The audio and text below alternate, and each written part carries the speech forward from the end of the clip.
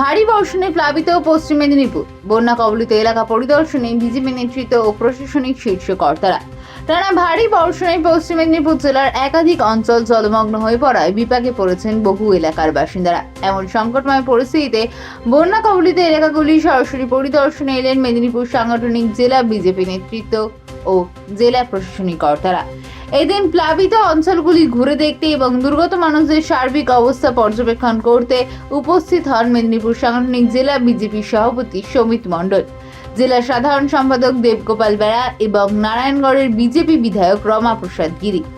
তাদের সঙ্গে ছিলেন প্রশাসনিক প্রতিনিধি দল, যার মধ্যে উপস্থিত ছিলেন মহকুমা পুলিশ আধিকারিক, এসডিপিও, মহকুমা শাসক তথা এসডিও এবং নারায়ণগড় থানার ভারপ্রাপ্ত আধিকারিক অর্থাৎ ওসি।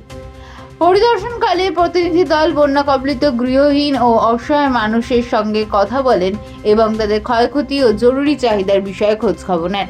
সার্বিক সহযোগিতা নিশ্চিত করতে প্রশাসন ও দলীয় নেতৃত্বের মধ্যে আলোচনাও হয়। এই প্রসঙ্গে মেদিনীপুর সাংগঠনিক জেলা বিজেপি সাধারণ সম্পাদক দেবগোপাল বেড়া জানান, যে কোনো বিপদের দিনে আমরা সবসময় সাধারণ মানুষের পাশে থাকি এবং আগামী দিনেও থাকব। ক্ষতিগ্রস্ত পরিবারগুলির কাছে প্রয়োজনীয় ত্রাণ পৌঁছে দেওয়া আমাদের অগ্রাধিকার। প্রশাসনের পক্ষ থেকে জানানো হয়েছে, দুর্যোগপূর্ণ পরিস্থিতিতে দুর্গত এলাকাগুলিতে ত্রাণ পৌঁছানোর কাজ ত্বরান্বিত করা হচ্ছে এবং সার্বিক মনিটরিং ব্যবস্থা চালু হয়েছে। নারায়ণগড় বিধানসভা 6 নম্বর নারায়ণগড় অঞ্চল 173 নম্বর বুথ কাঁঠালিয়া বাড় এলাকা।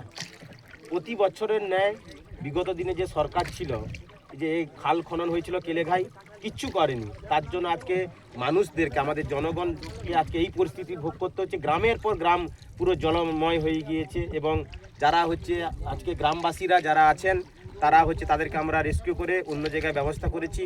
এবং দেখতে পাচ্ছেন আমাদের এমএলএ আছেন এবং আমার ডিস্ট্রিক্ট প্রেসিডেন্ট আছেন এবং এসডিও, আমাদের ওসি নারায়ণগড় এবং নারায়ণগড় বিডিও, সবাই মিলে আমরা আজকে পরিদর্শন করতে যাচ্ছি।